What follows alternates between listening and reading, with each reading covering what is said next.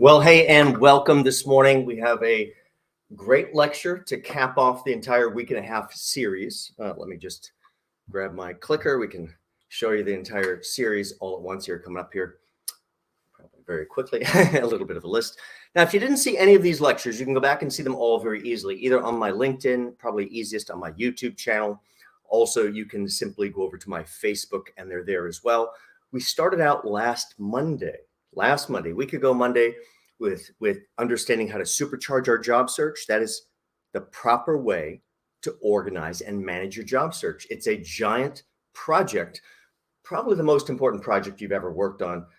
And that same level of effort that went into those commercial projects needs to go into this project. Then we did resume renovation last Tuesday, all the secrets to really break down the story on your resume and rebuild it in a very different way. Followed that on Wednesday with my LinkedIn lecture. I need to wipe these glasses a little bit. And my LinkedIn lecture really is all the secrets how to transform that single page resume over to a three-dimensional sales brochure all about you that naturally drives the reader to one singular conclusion. My gosh, if they hire this person, work with this person, get this person on the project, best business decision I'll make today. Thursday, we did the part 2 to LinkedIn, which is career evolution, how to build and manage a marketing campaign to promote yourself on LinkedIn. Friday, we ended with interview intervention, all the secrets to walk in the door or walk into that Zoom call, whatever it might be, and to teach them how to select you. Yesterday, we did the paradigm shift in job search, how to market yourself directly to the decision maker. And today is going to be charting your career transition. Very special one on Wednesday, not one of the regular lectures, but it is my Ask Self Recruiter live Q&A. So if you're not getting your job search questions answered, send them in. Send them in to ask@selfrecruiter.com. That's ask@selfrecruiter.com. All the best ones are always included. So let's get into today. Subtitle of this, or you can't do that, because everyone looks at your background and they go, more of that for you, more of that for you, more of that for you. Whatever track we start on, started down the wrong track. Well, I have reinvented myself 3 or 4 times over the course of my career, doing very, very different things than I'd done previously, all utilizing my skills. We'll take you through all that today. So the first thing is to disbelieve that you can't do that. You can't get there from here. Well, maybe not without a step or two, but yes, you can. You can. So whatever you think is holding yourself back from launching your traditional expertise into a new direction, new venture, let's get over it. That's just something that's dragging us down. We're going to reinvent our career narrative for a new industry that we desire to go work for. Now, if you haven't seen me before, John Crant, hi, author, career coach, and speaker, resume and LinkedIn guru as well. So if you are suffering from a poor telling of your career story across your resume, across your LinkedIn profile, problem really starts is that we're so emotionally close to our own background, we can't even see how the story should look. And it ends up with a little bit of everything in the kitchen sink. Well, they might like me for this. They might like me for that. We need a strong ability to edit and see our narrative clearly. And when reinventing for a new industry, boy, we have a lot of work to do, because it's going to be going back and editing the story for the new industry, not the industry you came out of. Of course, there's a lot of great secrets in my book. You can check that out on the Self Recruiter website, also over on my LinkedIn channel as well. It is there on Amazon too, and on my Self Recruiter website. Over on LinkedIn, click on my articles. You'll get to a few articles that will also help you as well. Right into today's topic. Now, in case you've joined in for the entire series, or you've watched the entire series up to date, we're going to touch on almost every element of each day of the series, because when you go to reinvent yourself, you're going to have to go to each one of those areas. So I will give you a little bit of detail on each of those areas, but I will encourage you to go back and watch those full lectures.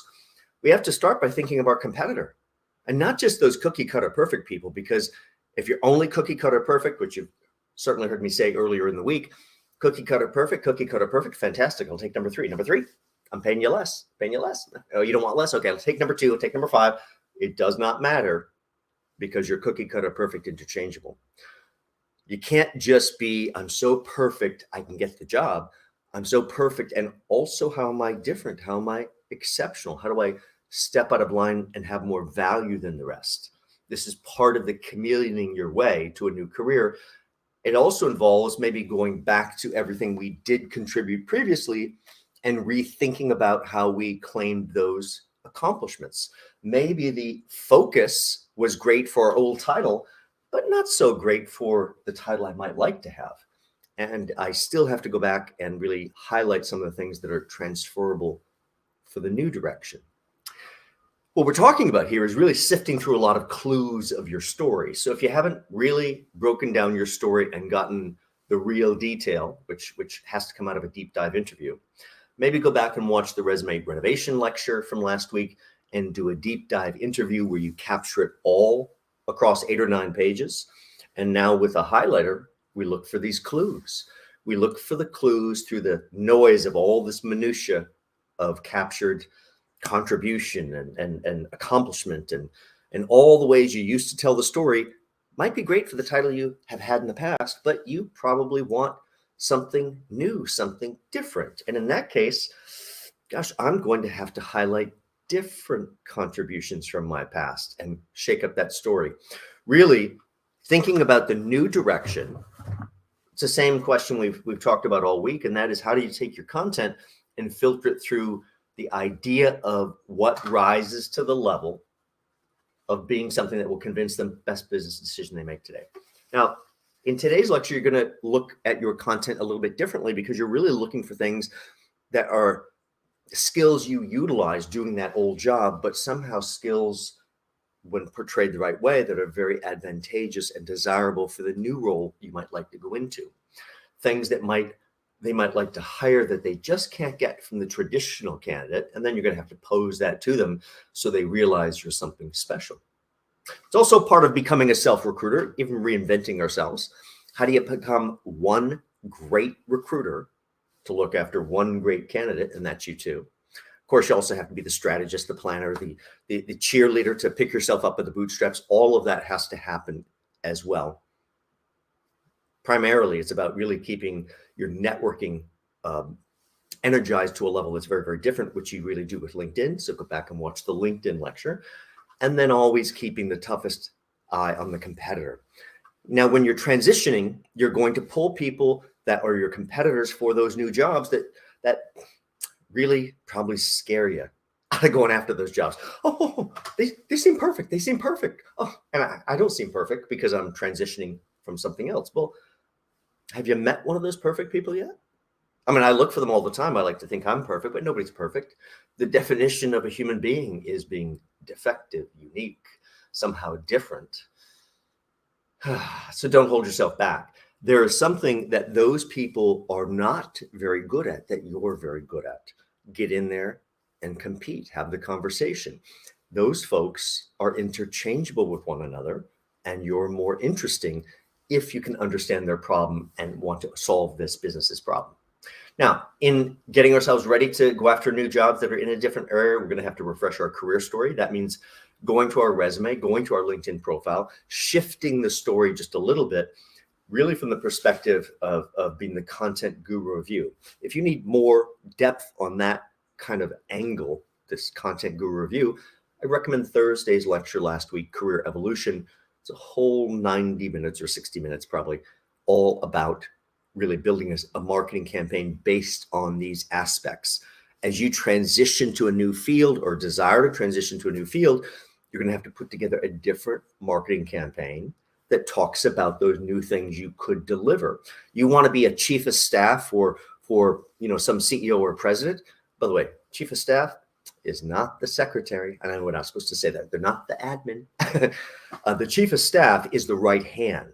The chief of staff is essentially a very special vice president or director of special projects. By the way, that title may not exist places. You may have to go and introduce yourself there. And so you may go back through your own content and think about, well, how do I talk about the special projects and use that quite interesting language? How do I reframe it? How do I share those success stories over the years that would all position me to be, wow, this guy or gal is perfect? Of course, we have to go back and fall in love with our own story and learn how to retell it in a different way. That's going to refresh our career story with a little bit of a social media marketing campaign, which is last Thursday's lecture.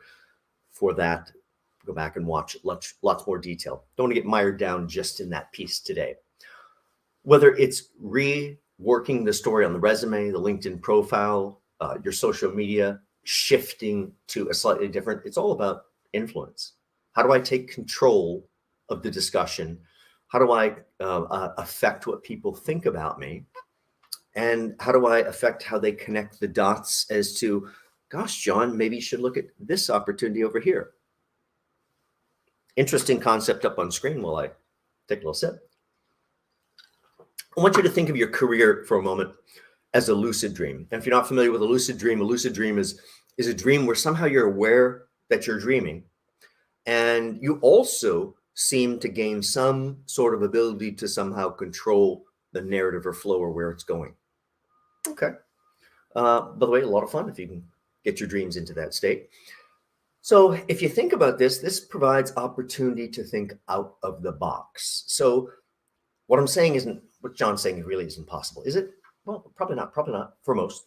But if it was, and it was for you, how do I align the sun, the moon, the stars working backward, thinking about a career as a lucid dream? Well, let me just reinvent what I might like and then chameleon my way over to it. This is not so different as to how I arrived in front of you today. I spent, 10, 12 years in outside recruitment and related activities. And then suddenly done with that. I'm not really so excited about doing that any longer, but now what?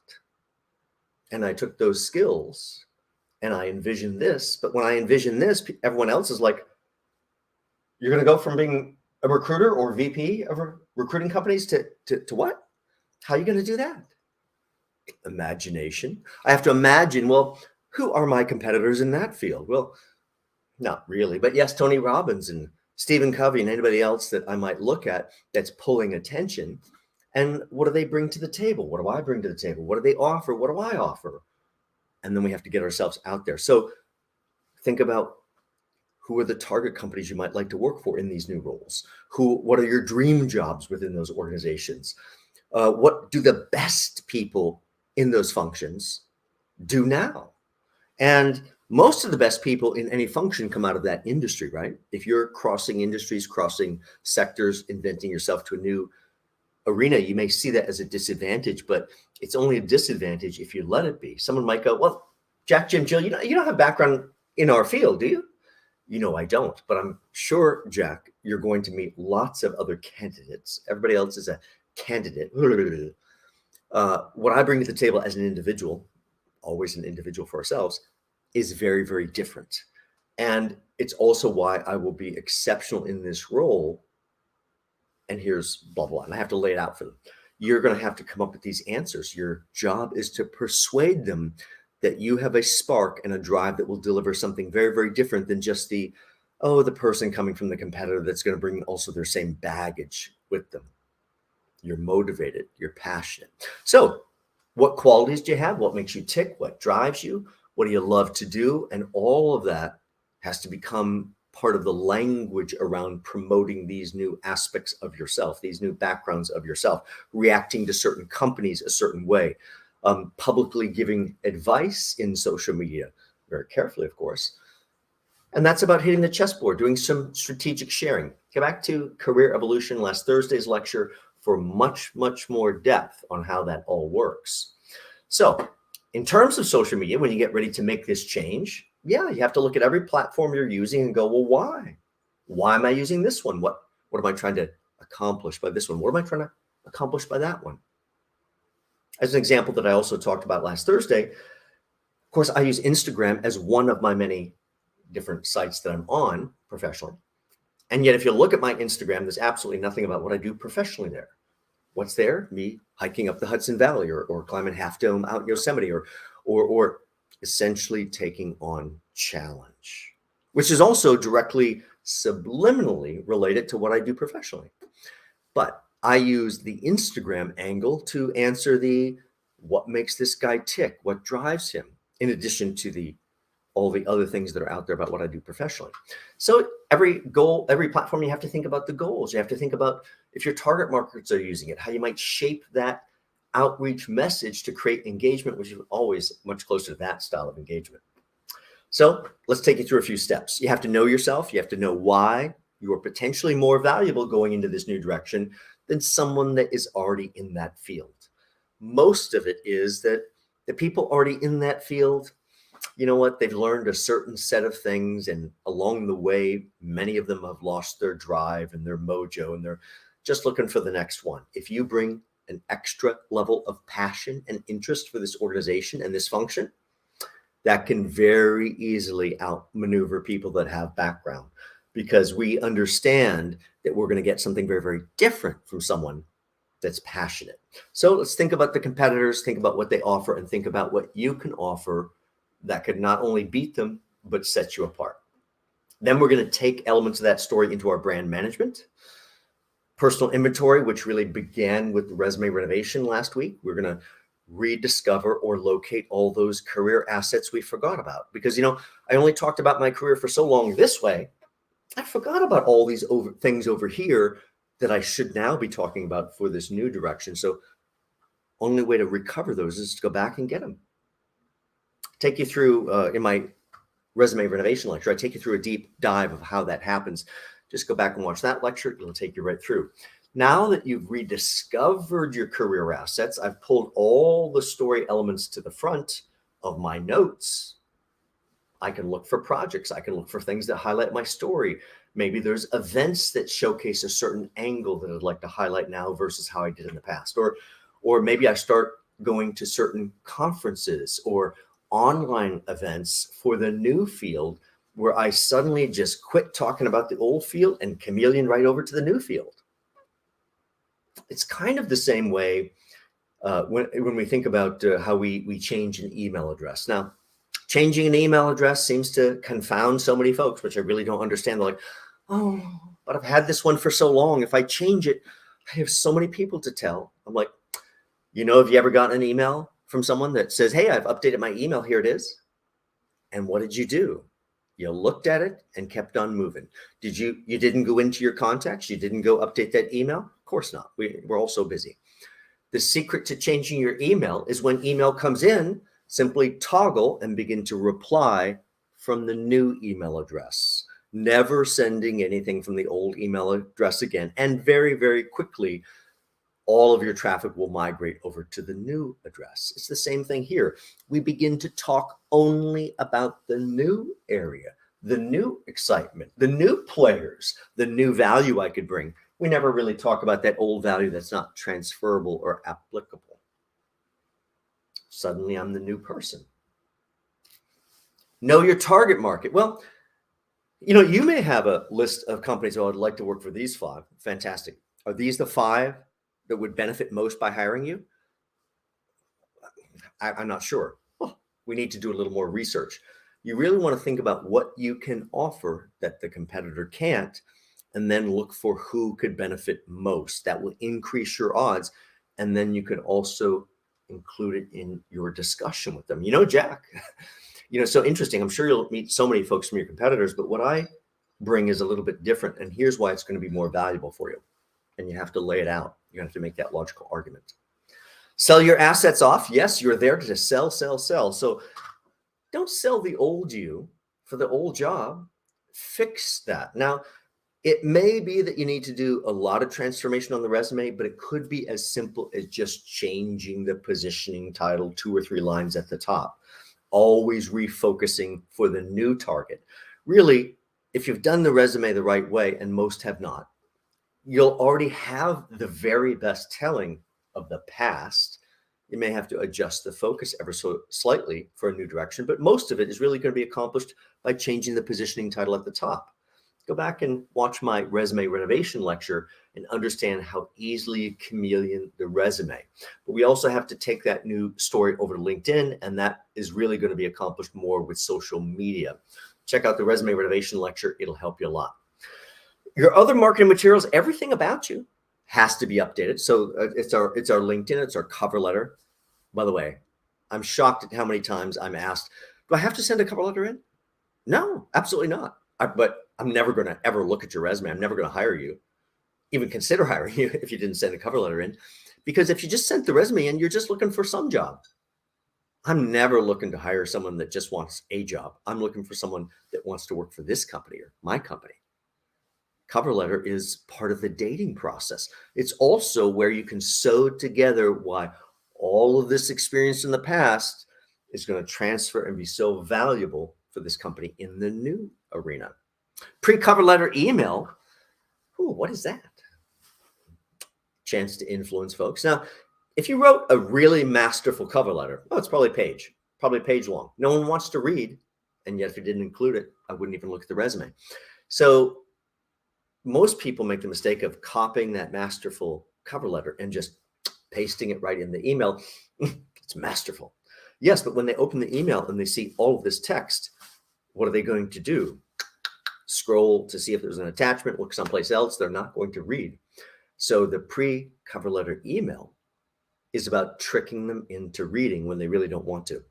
If you did the right job on the cover letter, and if you need help on the cover letter, go to my Self-Recruiter website, click on the advice tab, and you're going to see knock, knock, how to write a cover letter that will open doors.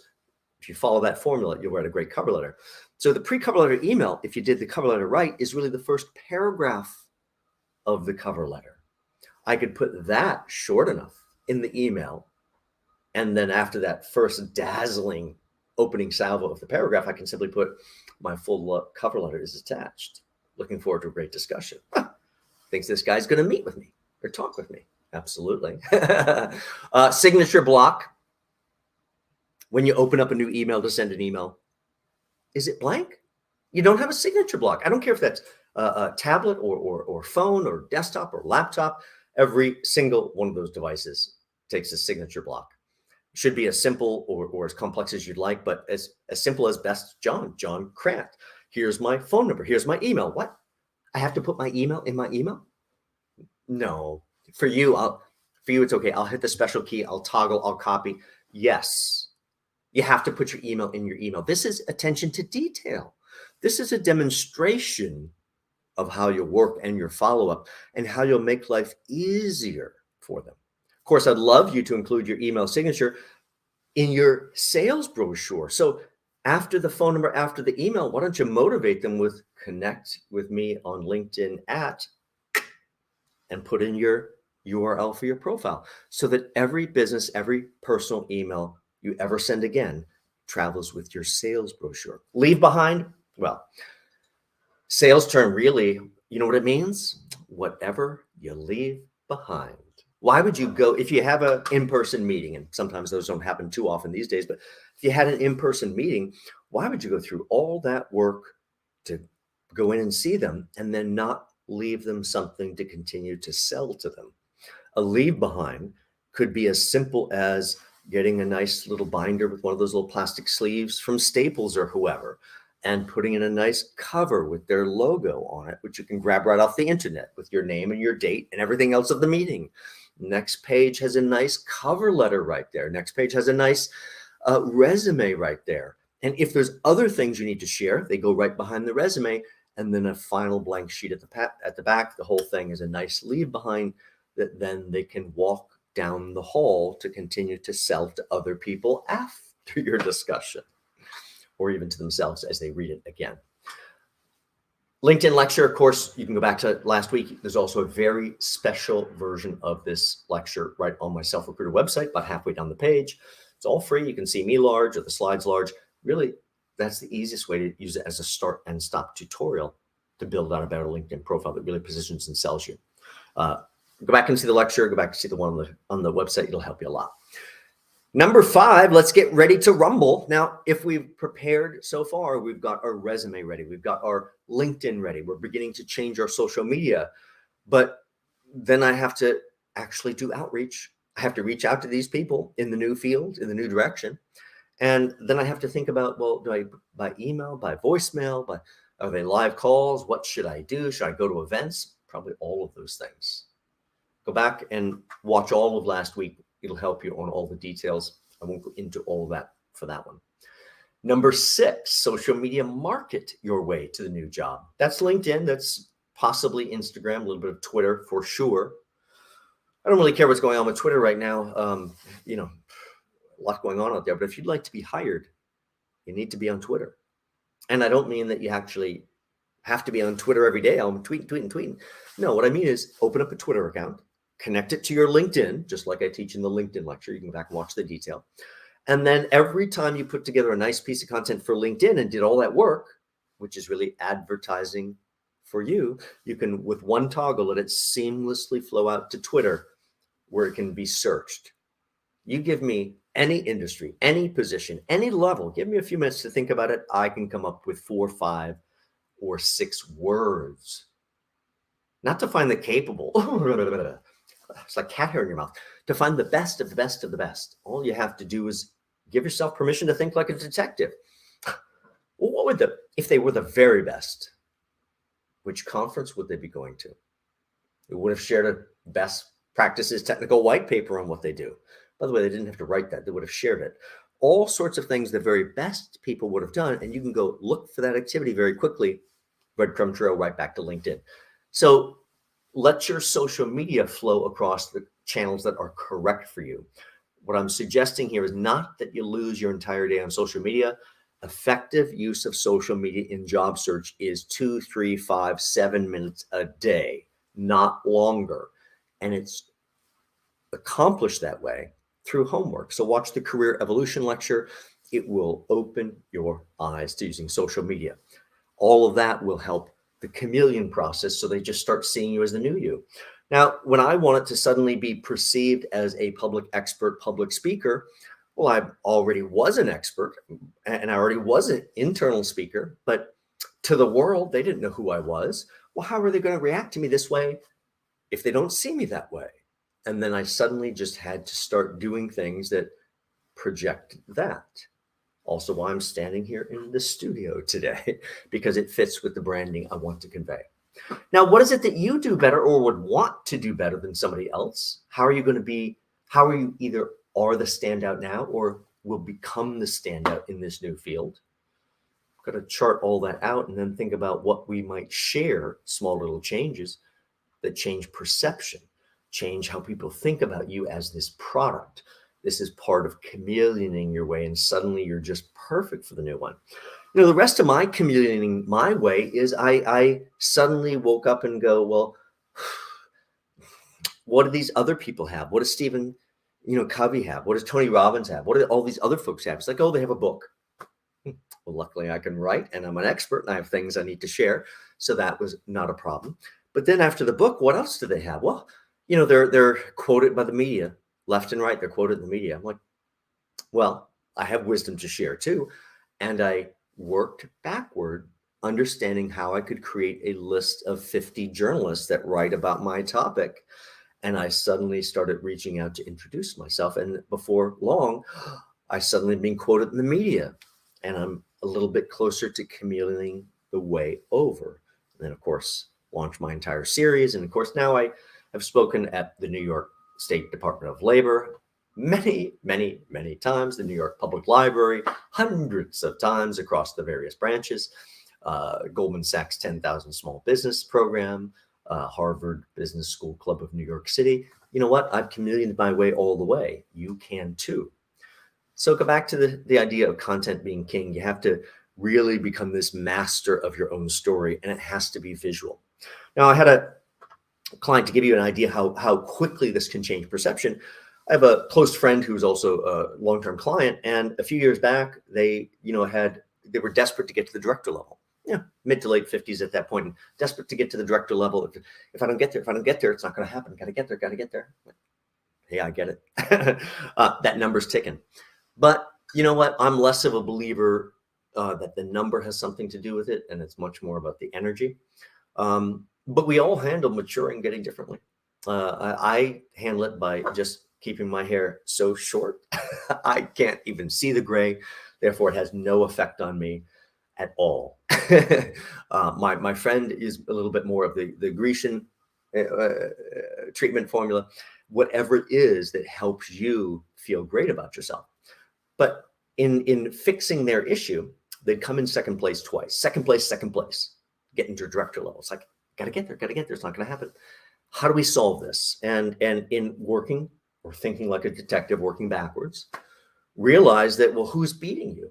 Competitor, of course. Who's beating you? Who's beating you? What do they have that you don't? They're all doing technical program management, rollouts of like $250 million technical programs. But who's beating you for this next level job? Well, the folks that came up on the technical side before moving into program management. My friend came up on the sales side, amazing talker and tremendous with clients, which is why has missed countless rounds of layoffs across many tech companies, because the clients love this individual and the company recognizes that. So second place. I said, how do we solve this? Well, the first thing to remember is second place is a winner, baby. You don't come in first, second, or third unless you are a winner. Just didn't select you. We got to think about that. So how do we solve this? How do we get them to select us? And in the process of discussion, I remembered or realized upon hearing it again that my friend has a verbal tick, or had a verbal tick that I think they've cured, which is, show me this thing. I'm not technical. Show me this thing. Not technical. Not years ago, many years ago, they dotted line reported to me. And at that point, they weren't technical. And I remember some discussion over, I'm not technical. Show me this copy and paste thing. I'm like, whew, that is not technical. But they've become very technical over the years, but they never stop saying it. Imagine they've said it hundreds of times to their coworkers. And so the first thing was threatening to come down to King of Prussia, close to where they live, with my kitchen shears. If I hear that again, bite down hard. You got to break yourself of those bad habits. Quit throwing ourselves under the bus. I said the next thing is simply we put together this marketing campaign, which is last Thursday's lecture, Career Evolution. And in 60 days, we changed everything from second place, clear choice for the role, by sharing just the right content to solve this sowing of I'm not technical. Stop saying it and then started to share all the right technical things. 60 days later, second place, clear choice for the role. Into a role he'd never held before, head of processing quality. He did very, very well, which landed him then over at Cisco Systems. It has to be visual, has to be interesting, has to be the right story. You have to carry it across 2 or 3, just what you can manage, 2, 3, maybe 4 of the social media platforms that are right for your job search. Interview preparation. Well, of course, it's one thing to change the resume. It's one thing to change the LinkedIn profile. It's one thing to change the outreach. But now I have to go in and interview for this new role. And I'm probably so used to interviewing for those roles, I have to adjust a little bit. And that means I have to really get prepared and not just dressed. So be sure to watch last Friday's interview intervention lecture, which will give you all the secrets, because it's really your job to teach them how to select you.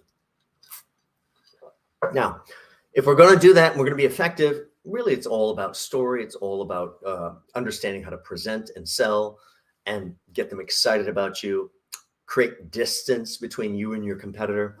Gosh, Jack, Jim, Jill, I'm sure you'll meet so many candidates that maybe even come from your direct competitors or been in the role for 5 or 6 years. What I bring to the table, I just threw my competitors under the bus with a little bit of, I'm sure you're going to see this and that. And I listed out what they're most likely to see. And then I differentiated myself. What I bring to the table is something very, very different. With my background here, and here, I bring a unique perspective that will really help this team move forward. And it's why I'm so excited about today's discussion. Don't forget, you have to circle right back around to them. This is a date as well. Of course, take all this advice today and make sure you brand it your career properly. We're going to take that across LinkedIn. At a minimum, if you'd like to be employed, I really think you need to be on Twitter as well. You don't have to actually be on Twitter, but just open up a Twitter, connect it to your LinkedIn, never having to visit Twitter ever again. But you let your content then, whatever you decide to share that will mold the vision of you toward this new role, every single thing is here. If you want to become, say, a chief of staff or a president or a CEO, there better be a lot of stuff here about, the effect of high-level project management. There better be a lot of stuff here about a chief of staff making a real difference in an organization. You're needing to convince and persuade them and sell them on your story until they suddenly have that epiphany and go, if we had a guy like this or gal like this as our chief of staff, as my right hand, things might be really, really different. Of course, just doing the branding piece and the resume on LinkedIn isn't going to help you make that final jump, you're going to have to reach out to those decision makers, which was yesterday's lecture. Don't hesitate to watch that one. Really, your LinkedIn becomes this wonderful, wonderful influence pool.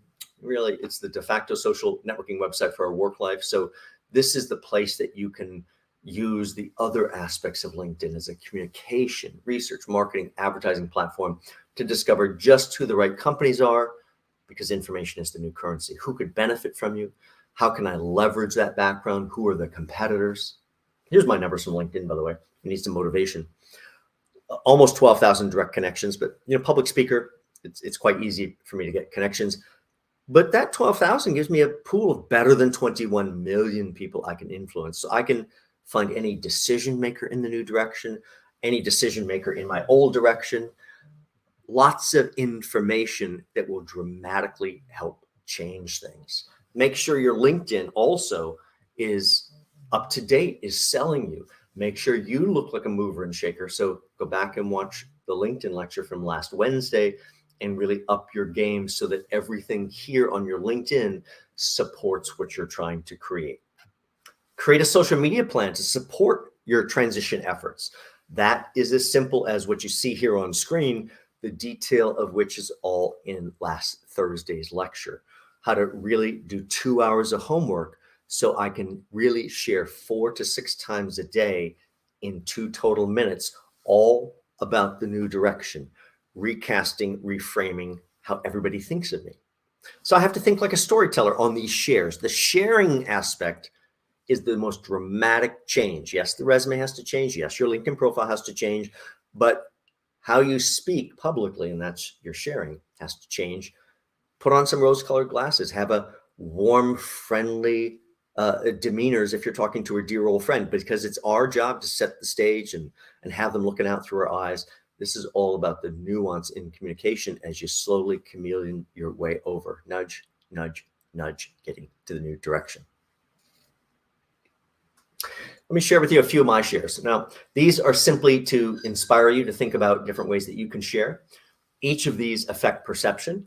So as I was starting out years ago, every one of these type of associations that I'm sharing were so important. So top left here was the very first year I was up on stage at Rainbow Push Wall Street Project, standing next to Reverend Jesse Jackson, pinching myself. I've done it 4 or 5 years now, and going, how did I get here? How did I get here? I'm the only non-African-American up on stage. There's 5 career coaches. I'm the only male. How did these things happen to me? By learning how to open doors. Life is not transactional. Well, we'd like it to be. If I do this, John, what do I get? I don't know. I don't know what you get. I know what you're going to get, though, if you keep doing the same thing, and you're not going to like that result. So you learn to open doors and leave them open, and suddenly I get invited to this conference. Good, bad, change, everything happens on its own schedule, not your schedule or my schedule. And I'm glad that little picture of me is so tiny, because if you zoomed in, you'd probably detect that John looks very stressed. Yes, I was excited and stressed at the same time. I wasn't stressed because of the event. I was stressed because it's the same week my father was passing away in hospice. And I was shuttling back and forth to Florida on the weekends to see my dad, and suddenly back in midweek to do this event. And I had about 2.5 hours sleep. But you know what? Yes, brick wall behind me. Nice green screen. Opportunity is knocking. Opportunity doesn't knock when it's convenient. It knocks whenever it knocks. So that's my chance. So I don't care that I got 2.5 hours sleep. I put all my energy into it. And aside from a roundtable Q&A that they were doing, each speaker got 11 minutes. I'm like, oh, so generous. 11 minutes. What am I going to do with that? I know exactly what to do with that. I decided, I understand this audience, I think, a little bit of it. I'm going to go a little bit of motivational pitch, high-level energy motivational pitch for 11 minutes of tour de force, while 40 slides rip behind me nonstop, not tied to the slides like this is. And, I got the very first question, and I got 30 to 35% of all of the questions. Think about effects of small things, changing everything. Other things you see here, of course, I was at the Google keynote up on the top right with a radio show host that invited me, some other articles that I shared that aren't very uplifting, but they're exactly right for what I do. Those are all things that affect and change perception. Or I was up at WHCR, Voice of Harlem Radio. Been up there 4 or 5 times. 2 hours of drive time in the morning. So fun, so fun. This host does not prepare really anything in advance. It's all off the cuff. And of course, I love that style and a lot of fun. So I shared that. Top right has nothing to do with what I do professionally. I'm taking the day off to go up to Albany on behalf of the library and ask for library funds. The library needs funds. The library needs funds. This is the last support for all of society. The library needs funds. To be clear, I do not get funds from the library. That is volunteer work. So that is true. Just give back to community. And of course, I shared that. Affects perception. Got highlighted in AM New York. All that affects perception. What are you going to collect together about all the different contribution elements from your past that you can suddenly change the angle that the new companies, the new direction is going to be interested? Think about whatever it is you might share and understand these things shift everything. One of the big ones that I thought I was getting punked. I got this phone call going, "You're in Essence Magazine this month." I'm like, who is this? Who is this? I'm like, maybe I should look. Maybe I am. and you know, it was a few years back, but at that point, the magazine stores had already started to disappear. And it was very hard to find the magazine. And then even finding a magazine store, I couldn't find the magazine. I realized why, because Barack was on the cover. And then suddenly I open it up and there's my book on the reading list. Nice. How did I get there? By opening doors.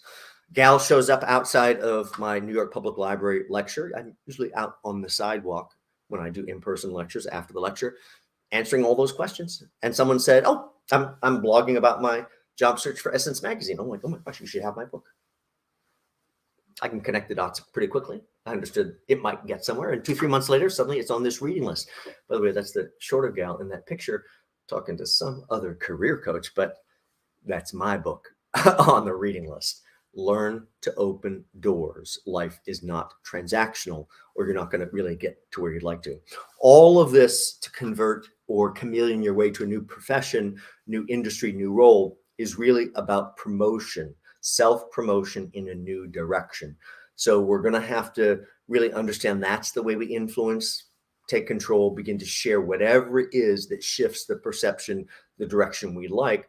And then suddenly people will start seeing and reacting to us that way. It is much simpler than you really think it is. Take a look at my LinkedIn itself. Take a look at a lot of the shares that I have out there and think about how you're going to reinvent yourself completely. How you're going to go back and rediscover all of your background and then showcase just the right things that are going to be the right ones for the new direction, the new hire, whatever that might be. And very quickly, they're all thinking of you that way. So much simpler. Just like my friend that went second place, clear choice for the role, simply because they understood how to change the narrative, how all these things together begin to affect someone's decision. Gentle little figurative nudges that coax attention. Small changes, change perception. Let's get in and change your perception, open up this new direction for you. Signature block, I want to close on this piece so that you guys have a clearer view than just what I said earlier. Here is my ridiculously long email signature block. First time I wrote it, grew up Catholic. I know all about guilt. I'm like, oh, what would my mother say? Wow, John, looks like you made it. You know, I joke a little bit about modesty and humility when we suffer from those things. Those are wonderful, wonderful traits for every aspect of our life, but not for job search and not career. These two places, it works directly against us. So you've got to give yourself permission to get outside of your comfort zone. At the minimum, maybe yours doesn't have to be that elaborate as mine. At the minimum, it's something like this. Best Jack. Here's my number. Here's my email. Here's my everything else. Those I wrote many years ago. Notice it says view my LinkedIn profile at. Why don't we upgrade that to motivate them? Connect with me on LinkedIn at. Let me take a look. Oh, what a wonderful background. Part of problem solving our way to get to the new direction. I want you to think about all the different things that really come into and become part of how you put your job search together. Go back and think about all those elements can now work as you transition toward this new arena. Other thing I would like to talk about today is as we transition toward the new arena, it's very normal to keep interviewing in the old space. Absolutely. It's the same concept as spreading your bets across the table. Now, I'm not really a gambler because I'm logical and I understand you really can't win gambling. But I do get the concept of spreading your bets across to reduce risk. And so, yes, I must go interview for some of those old jobs. But if I'm really looking to transition, I can't let this become the 80, 90% of my activity. Maybe this has to be 25, 30, maybe 40% of my activity because I have a lot invested in this direction. But my heart really wants to go over here. That's why 50, 60, maybe even 70% really has to go over to this new direction. And I have to take the plunge. Wherever you are in your process, I want you to think about there is always something else we can do. There's always another step. Go back and review each thing that I've had over the last week and a half. It'll help you a lot. If questions throughout the series have not really fully been answered for you, write out a few questions, send them in to ask@selfrecruiter.com. That's ask@selfrecruiter.com. All the best ones are always included in the Ask Self Recruiter live Q&A, which is coming up tomorrow. So tomorrow at 11 a.m., I will see you guys here for the final in this full week and a half series, live Q&A, all the secrets that you just love to get answers to. If you need help with a better resume, a better LinkedIn profile that positions and sells you, or even positions and sells you for the new field, check out Self Recruiter, check out my services tab. All my packages are right there. If you need to talk before knowing which one's the right one for you, send me a quick email. We'll set up a time to talk. Whether you're watching on LinkedIn Live or you're over my Self Recruiter YouTube channel, over my Facebook, I hope you do like, comment, share, message, all those fun things that you can do. Subscribe, hit the bell, whatever is there. Thank you guys for joining in, and we'll see you very soon. Take care.